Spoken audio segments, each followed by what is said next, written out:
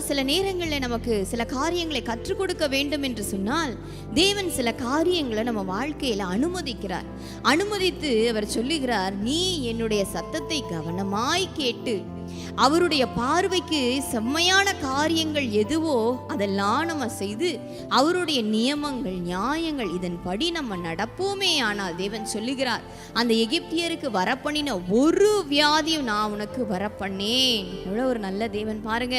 அவருடைய சத்தத்தை நாம் கவனமாய் கேட்க வேண்டும் என்று விரும்புகிறார்.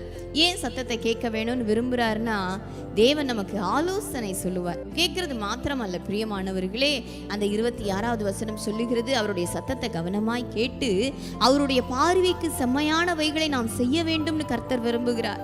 தேவன் யோனாவை நினிவேக்கு போக சொன்னார். ஆனா அவர் என்ன செய்கிறாரு, இந்த மனுஷங்க மிகவும் கொடுமையான ஜனங்கள், இவர்களுக்கு நான் எப்படி போய் சொல்லுவேன்னு பயந்து தேவனுடைய வார்த்தைக்கு கீழ்ப்படியாம அவர் தர்ஷீஷுக்கு ஓடி போகிறார். கர்த்தருடைய சத்தத்தை என்னவோ கவனமா கேட்டார், ஆனா அவர் பார்வைக்கு செம்மையானதை செய்யவில்லை. ஒரு முறை இந்த யோனாவினுடைய கதையை நான் என்னுடைய பையனுக்கு சொல்லி கொடுத்துக்கிட்டு இருந்தேன். யோனா இப்படி செய்து விட்டார். அதனால தேவன் என்ன செய்தார்னா, மீனுக்கு கட்டளை கொடுத்தார். மீனுக்கு கட்டளை கொடுத்து இந்த யோனாவை நீ விழுங்கணும் அப்படின்னு சொன்னாரு. அப்புறம் அந்த கதையை அப்படியே சொல்லிட்டு வரும்பொழுது ஒரு பூச்சிக்கு கட்டளை கொடுத்தார். அந்த பூச்சி அந்த செடியை அது முழுவதும் அரித்து போட்டது.